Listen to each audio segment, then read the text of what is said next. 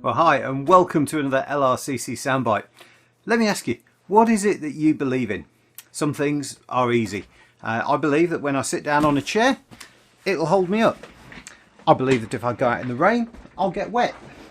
Lots of things we believe in are a result of our experiences.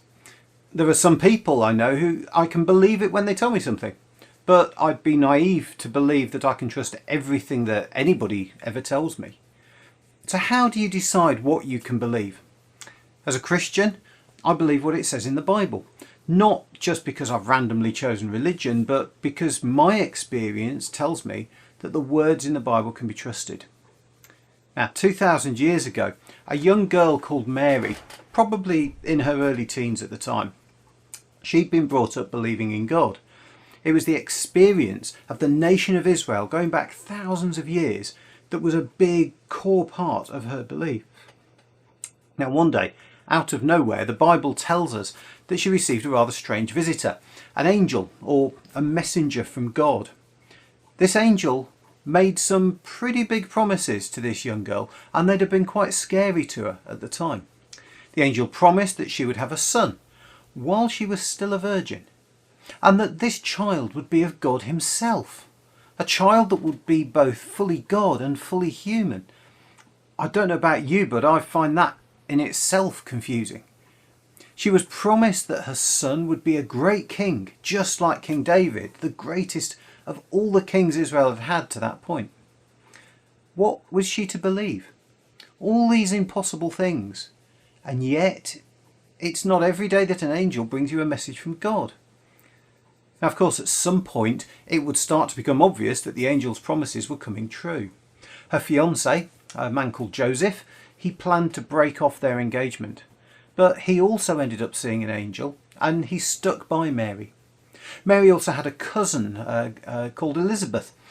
She was married, and she ended up having a child, a son, even though throughout her whole marriage to that point she'd been unable to conceive. Her son, he was called John. He also had an important role to play in the years to come. Have you ever watched that movie Indiana Jones and the Last Crusade? At one point, Indy has to step out and believe that he won't fall down this huge crevice.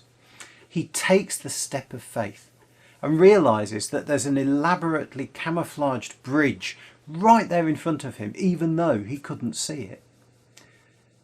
My faith is a bit like that at times. I believe enough to take that step of faith, but my experience is that God is always and has always and will always be there to support me and keep me going.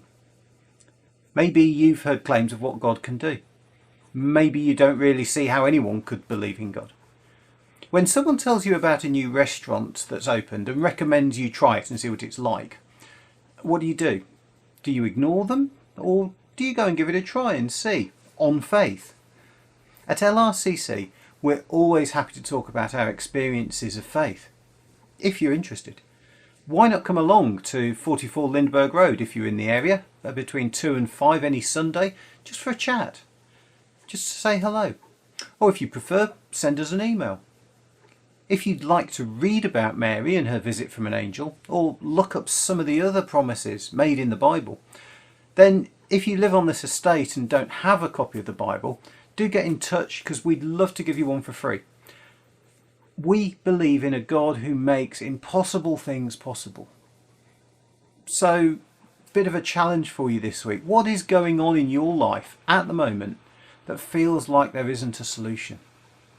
Why not ask God to deal with it, to make that impossible thing happen for you? Let us know if you'd like. You don't have to tell us what the situation is, just tell us your name and ask us to pray. We'd love to pray for you.